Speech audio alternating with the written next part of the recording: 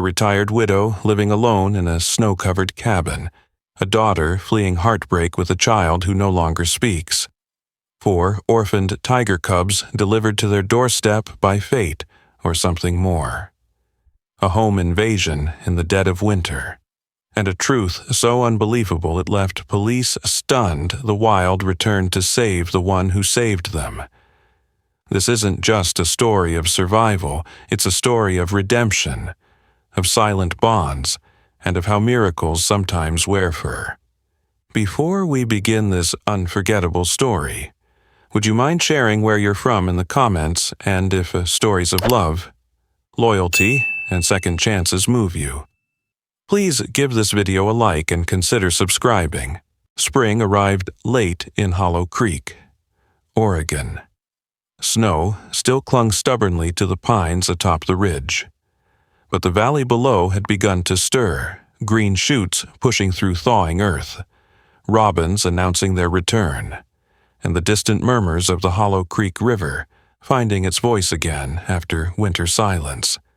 Nestled at the edge of the woods, far from the paved roads and cell towers, stood an old cedar cabin weathered by time and solitude. A crooked chimney sent ribbons of smoke into the chilly morning air, and a small wind chime made from worn silver spoons danced gently with each breeze. This was the home of Martha Green. Martha, 76, had lived here alone since her husband passed nearly 13 years ago. A petite woman with a broad back from decades of gardening and lifting woodpiles. Her face carried deep smile lines etched around her hazel eyes. Her hair, once auburn, had turned the shade of mountain frost and was usually tied in a no-nonsense bun beneath a knitted cap. People in Hollow Creek remembered Martha for her warmth and quiet stubbornness. She'd once been a librarian in town and still kept the old discipline of order and silence, except when it came to her garden or the local birds, both of which she spoke to like old friends. On this particular morning, the sun was trying to cut through a veil of mist that hung low over the hills. Martha had risen early to mend a broken lattice in her garden fence when the sound of twigs snapping drew her attention. She paused, listening. It wasn't a deer or elk too light, and not a raccoon either. Something was moving just beyond the mist. She slowly reached for the rusted rake beside her, not with intent to harm, but more for moral support. What emerged from the undergrowth made her heart stop. 4 tiny creatures stumbled into the clearing, their white fur dusted with dirt, blue eyes wide with both fear and fatigue. They were unmistakably tiger cubs, white tigers, no more than a few weeks old. They were barely bigger than house cats, their bodies trembling from cold and exhaustion. One of them mewed, a high, wavering sound that pierced through Martha's chest like an arrow. Her first thought was that she was hallucinating. Tigers didn't live in Oregon, and certainly not white ones, but reality soon set in. Someone must have brought them here illegally. Most likely. She scanned the surrounding woods, heart pounding. No humans, no mother tiger, then. As her eyes adjusted to the shifting fog, she noticed something beyond the tree line, a smear of crimson on the leaves, a body stripped of movement, a massive female tiger, her fur matted with blood, lay silent in the brush. Martha covered her mouth in horror. Poachers. That was the only explanation. The cubs moved closer, seeking warmth, one collapsing against the step of the porch.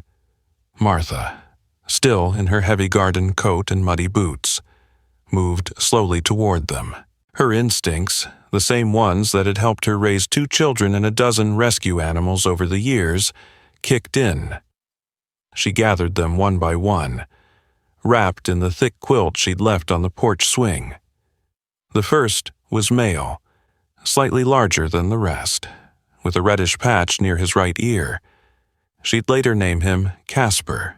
The second, a quiet but intense female with deep, observant eyes, became Ivy, the third, a clumsy, vocal male who kept trying to bite her bootlaces, was Theo, and the fourth, the runt. Trembling and constantly glancing at the woods as if waiting for her mother to return, was Luna. Inside. Martha turned up the wood stove and made a nest of blankets in an old wooden box once used to store firewood. She had no formula, no experience with big cats, but she had intuition and a landline. She called the only person she could trust with something this bizarre, Anna Green.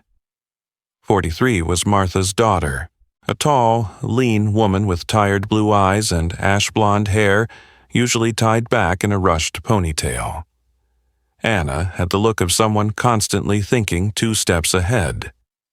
She had built a name for herself as a compassionate but no-nonsense veterinarian in Portland, Oregon, recently. However, life had begun to unravel. Her husband, a fellow vet, had walked away from both the marriage and the clinic 6 months ago. Since then, Anna had juggled the divorce, a young daughter, and the crushing reality of having to start over. When Martha called, Anna had just returned from dropping off her 8-year-old daughter, Ellie, at school, and was staring blankly at her kitchen sink. The voice on the line, calm but firm, made her blink. "I need you to come to Hollow Creek today." Anna didn't ask questions. Her mother had never been the dramatic type.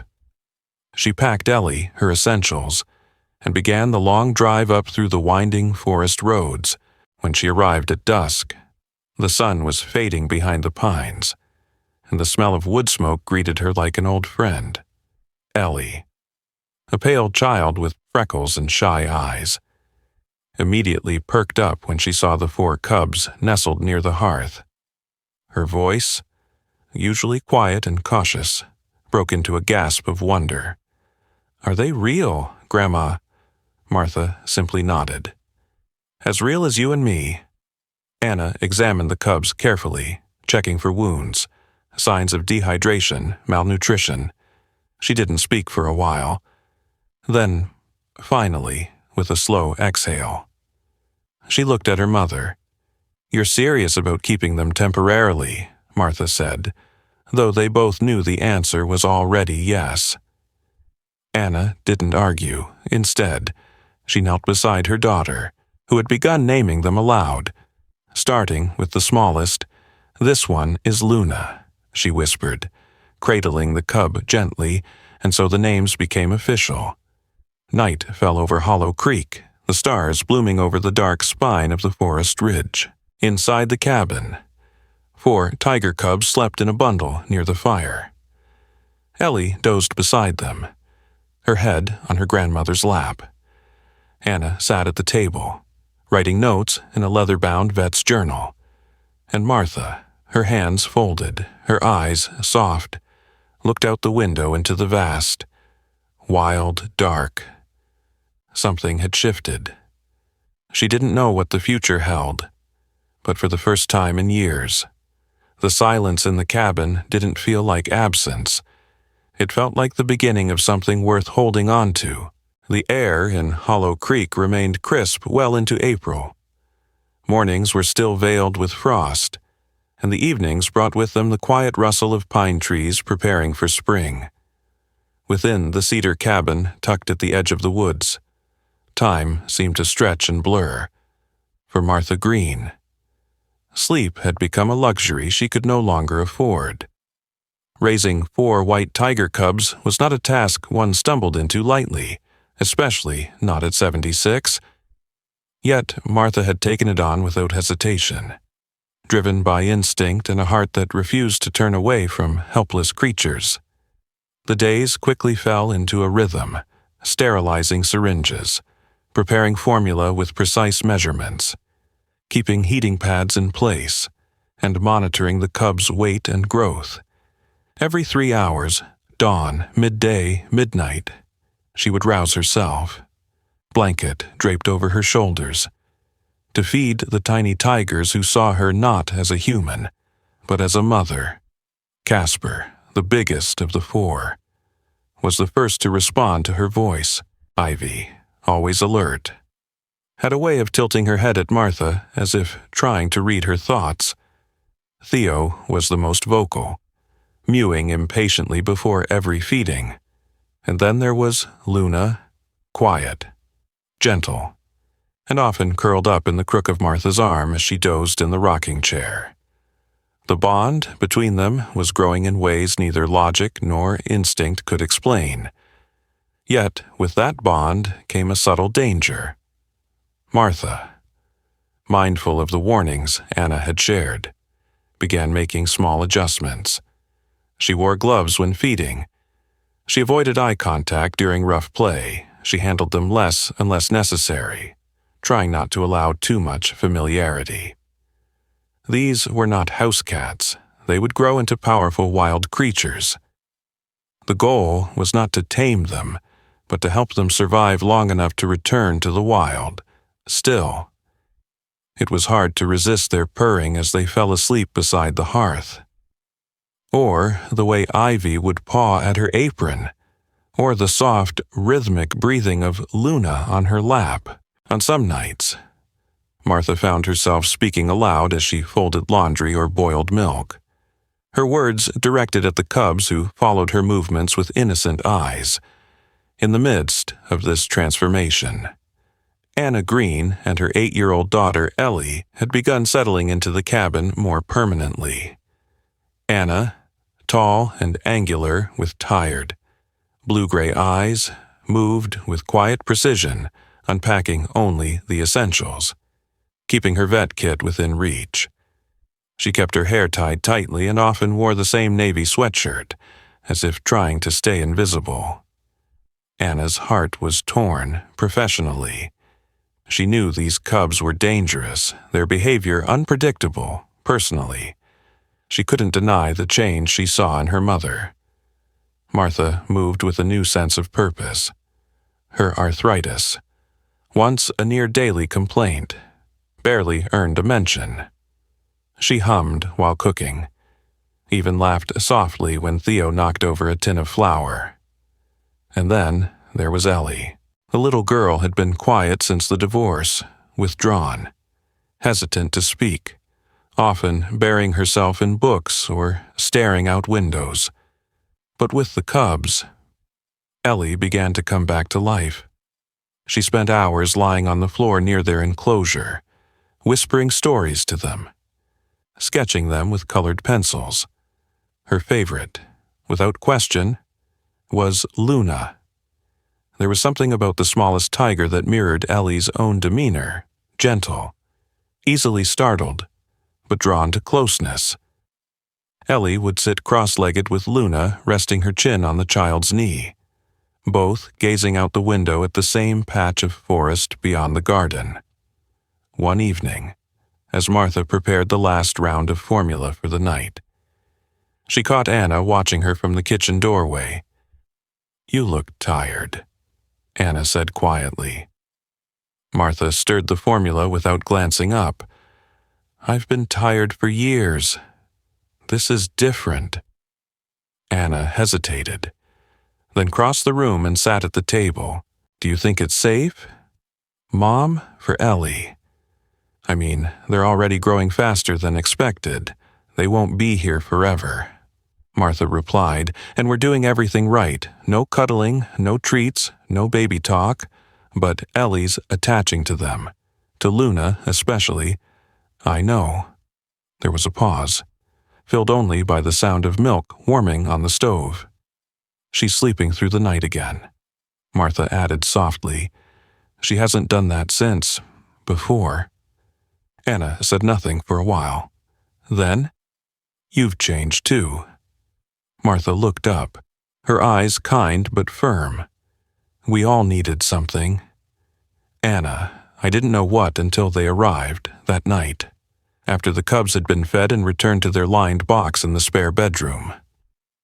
Martha paused outside Ellie's room. The door was ajar, and she could see her granddaughter curled under the quilt, holding a stuffed bear in one arm and sketching with her free hand. On the page was Luna, drawn in soft pencil strokes, her eyes bright and curious. "You're very good," Martha whispered. Ellie smiled sleepily. "She makes it easy. She listens to me." And perhaps she did. Tigers were not known for loyalty or memory, but something ancient lingered behind their pale blue eyes. Martha, who had seen war, loss, and the quiet ache of long winters, believed it was not impossible that connection could stretch even between species. Sleep returned only in fragments, but when it came, it was deeper, fuller, filled not with the weight of time, but with something closer to hope. Bao kau trung lap.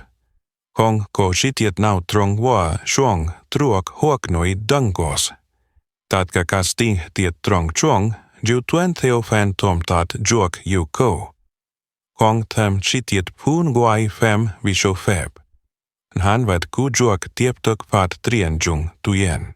The transition from spring to early summer came slowly in Hollow Creek. The snowmelt fed the rivers, and the thick scent of pine sap clung to the air. Birds nested in the eaves, and wildflowers pressed up through the undergrowth in the woods behind Martha's cabin.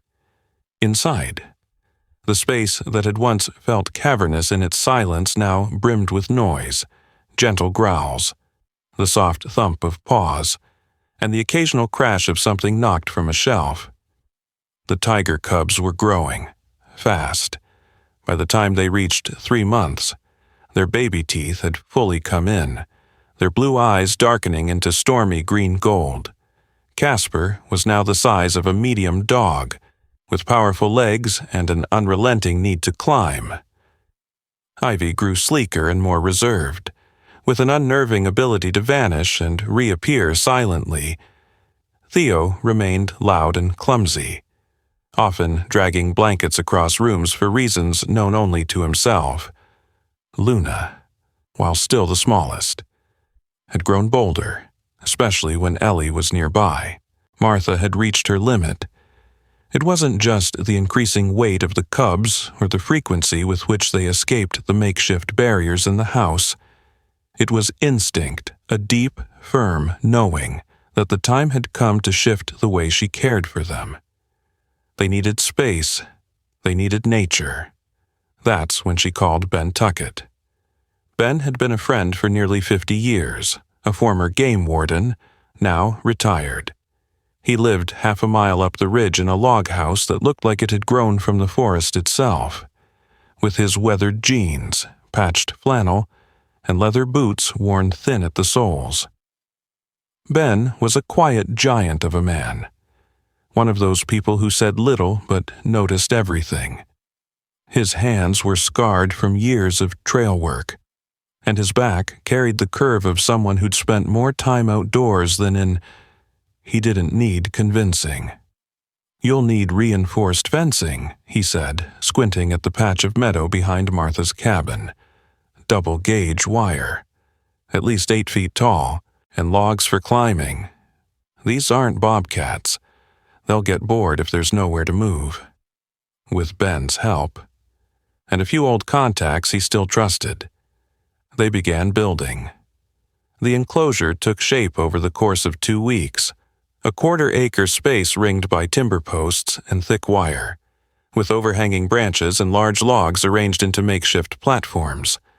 A trench lined the base to prevent digging. Anna helped where she could, bringing supplies and documenting the tiger's weights and behaviors. Ellie, now visibly livelier, decorated the outside with hand-painted wooden signs: Tiger Playground, Luna's Log, and Theo's Throne. It was during those weeks of hammering and hauling that something else changed.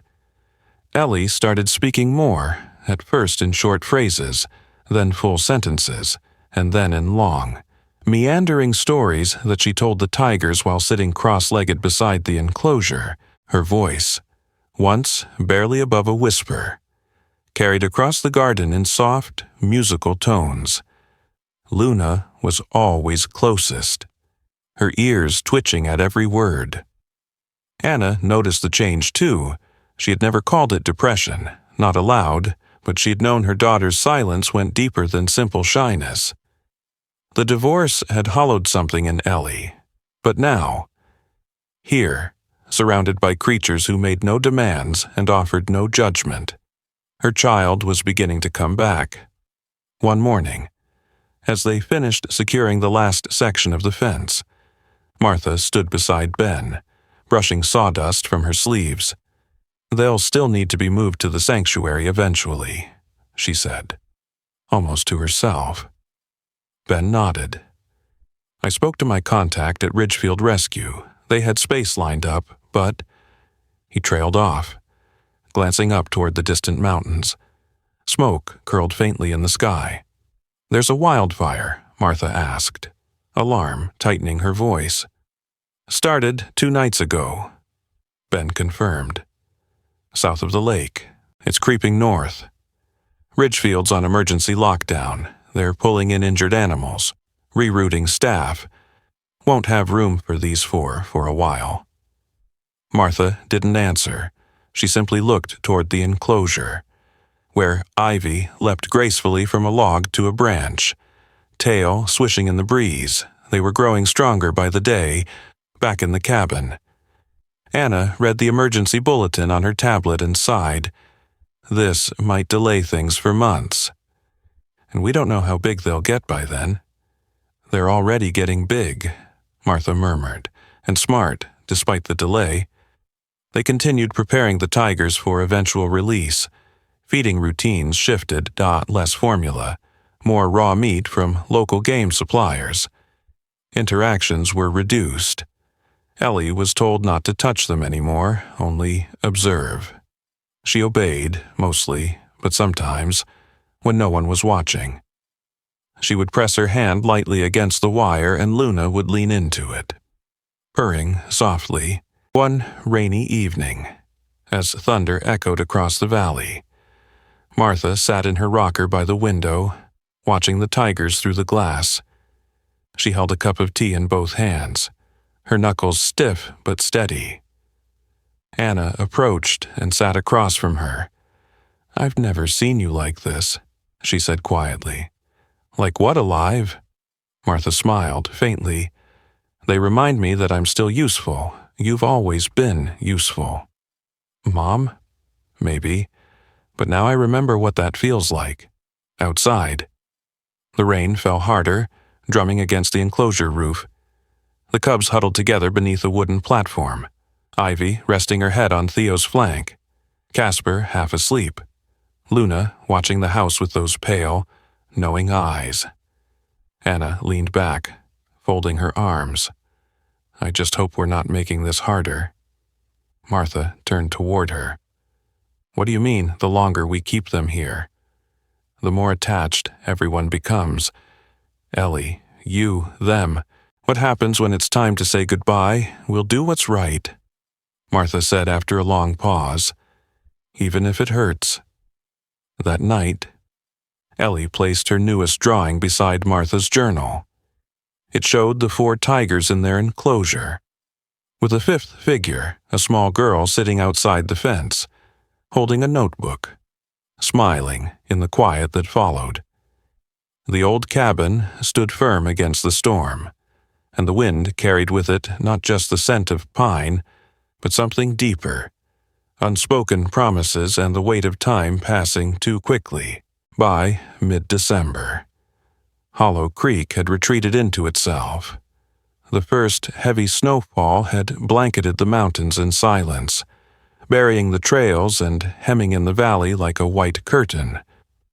The cedar trees sagged under the weight of snow, and the wind moaned through the trees like a restless ghost. The cabin, small, sturdy, and tucked beneath a cluster of towering pines, felt like an island, isolated and fragile beneath the heavy sky. Inside, Martha Green moved slowly, favoring her left knee after a tumble she'd taken earlier that week while bringing firewood in from the shed. Though her movements were stiff, her eyes were bright. The tiger cubs were no longer cubs. At 10 months, they had grown into sleek, powerful juveniles, lean muscle wrapped in white fur, with haunting eyes and quiet, calculating grace.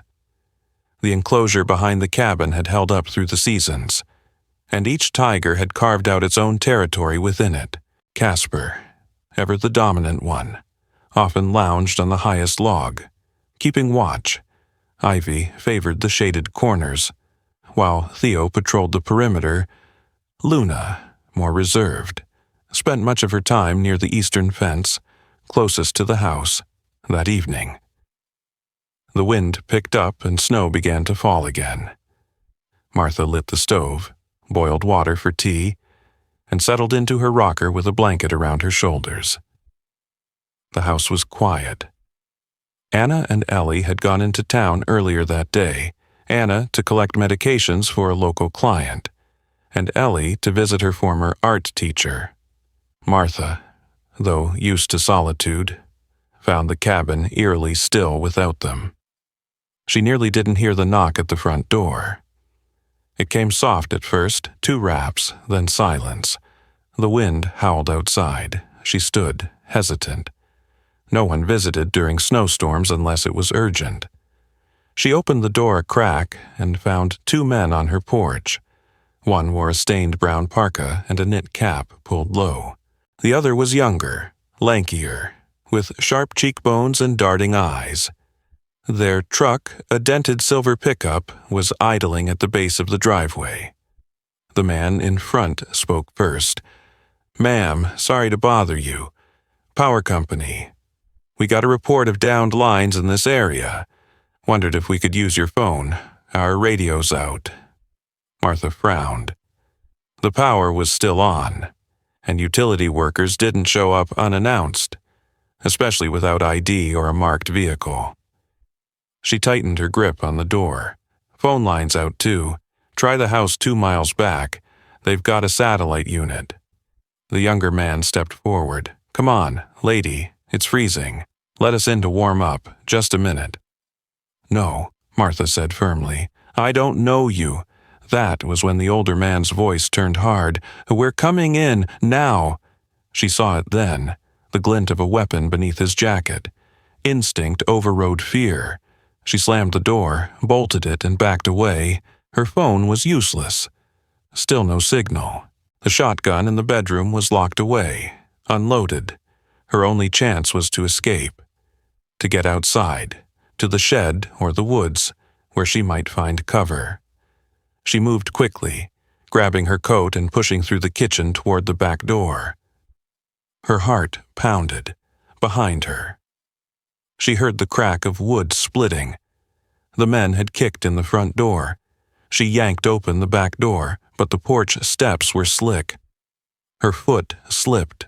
She tumbled forward into the snow, her knee giving out completely as she landed hard on her side. Pain shot up her leg. Her breath came in ragged gasps as she tried to crawl toward the trees. Footsteps pounded behind her. "Get her," one of the men shouted. But something else moved faster. A blur of white exploded from the trees to her left, accompanied by a low, guttural snarl that cut through the storm like thunder.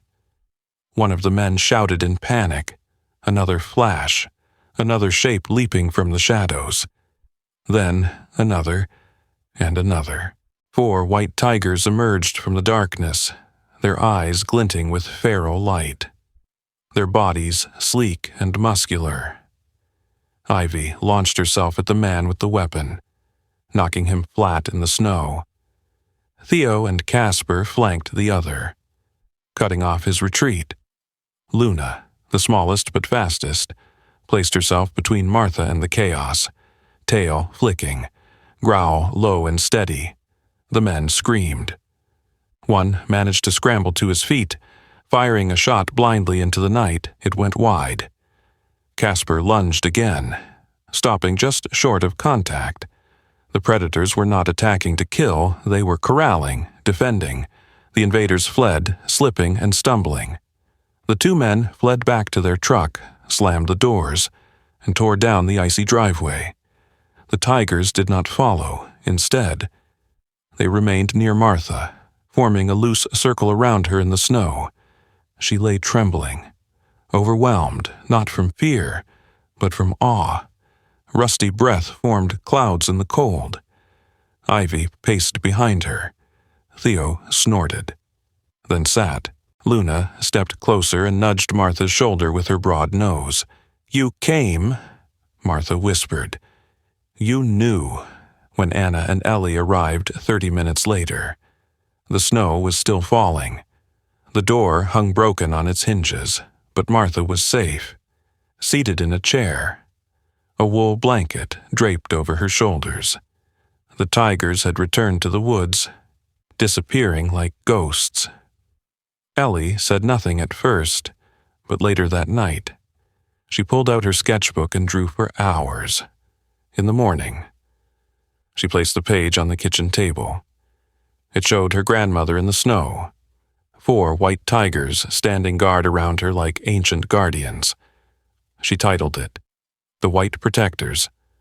Anna, normally so careful with words, was speechless. The story spread quickly, not from Martha, but from those who heard it secondhand, neighbors. A local sheriff who confirmed the tire tracks and the broken door.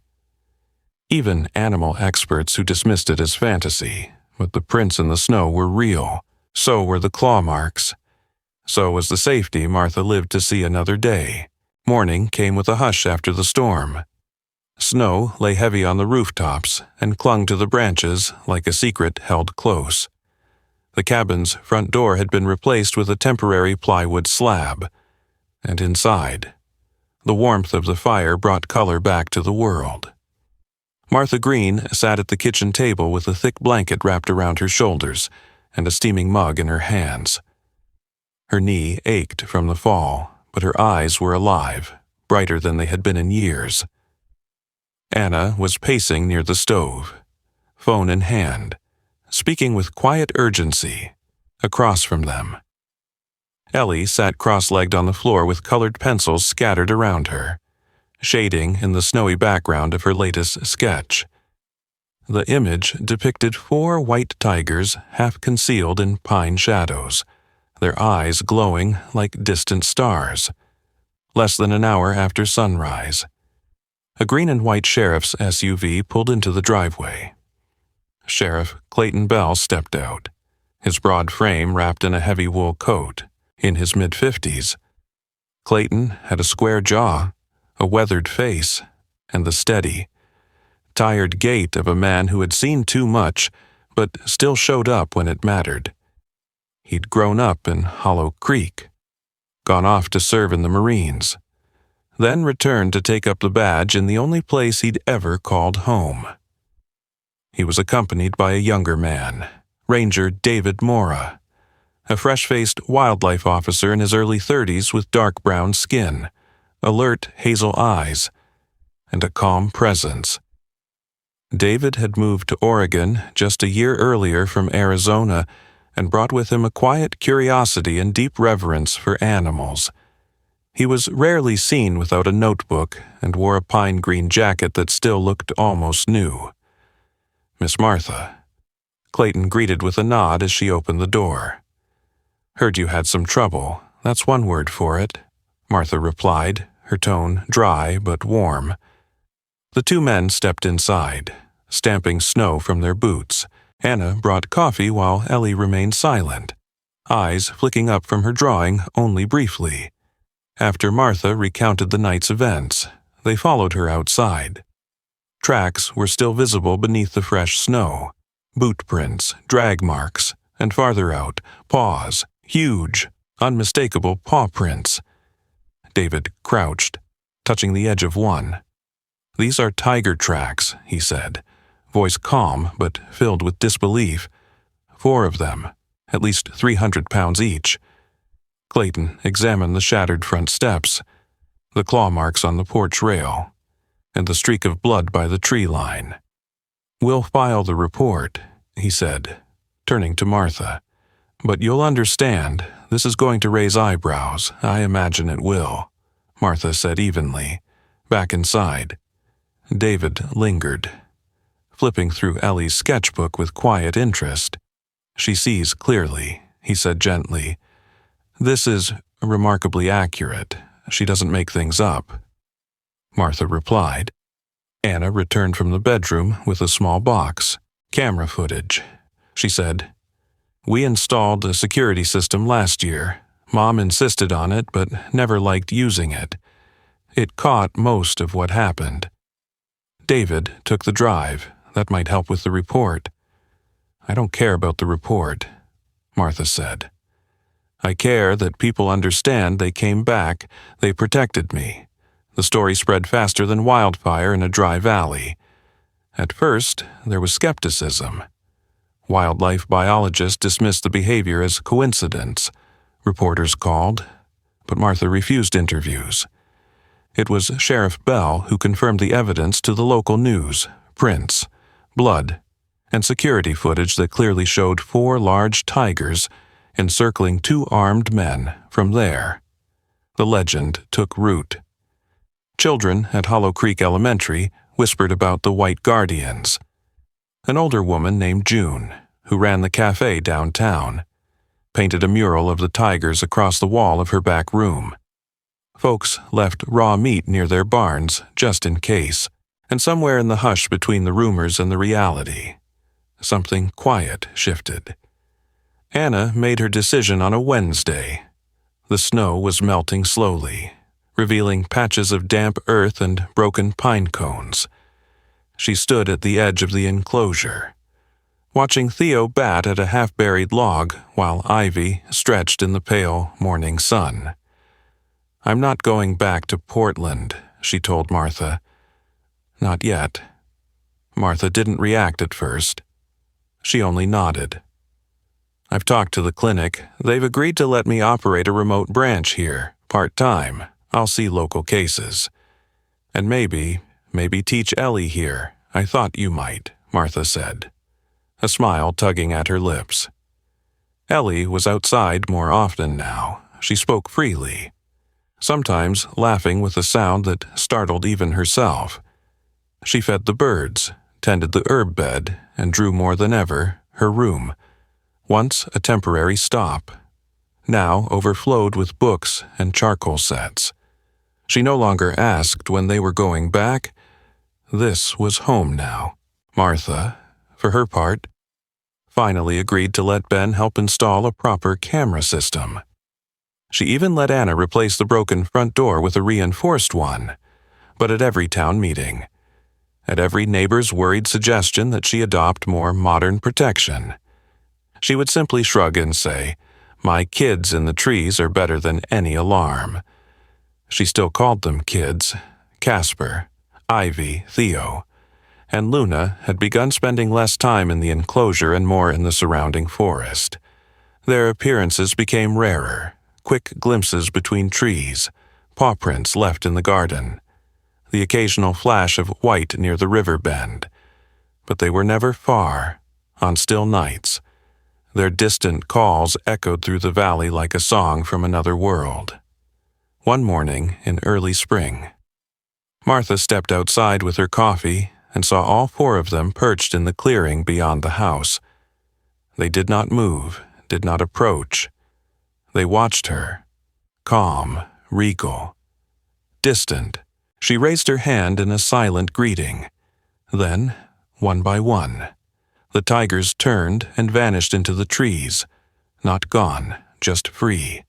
And from that day on, no one in Hollow Creek called them animals anymore. They were guardians. In the quiet stillness of Hollow Creek, where snow blanketed the earth and wild hearts found shelter in the most unlikely places, a deeper truth revealed itself, that miracles often come not in the form of thunder or flame, but in the silent return of those we once saved. Martha opened her door to 4 helpless cubs and gave them a chance at life.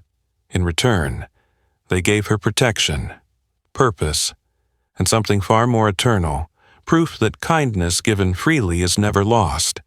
It returns in ways we least expect, often when we need it most, and perhaps in the silent snow, in the watchful eyes of those tigers guarding the forest's edge. There was the touch of something divine, a whisper from God reminding us that love crosses boundaries, that protection does not always come from weapons, and that even the wildest creatures can carry His grace. In our daily lives, we are given chances to act with compassion, to care when it's inconvenient, to trust when it's risky. Martha didn't wait for someone else to step in. She did what was right, and in doing so, she became part of a miracle. If this story touched your heart, I invite you to comment Amen below as a prayer of gratitude for second chances, for quiet heroes, and for the guardians who watch over us in silence. Share this story with someone who needs a reminder that love still protects, miracles still happen, and that God's hands often look like ours. Subscribe for more true and inspiring animal stories, and may the Lord bless you and your loved ones with peace, purpose, and protection. Comment Amen if you believe in the power of love and God's quiet miracles.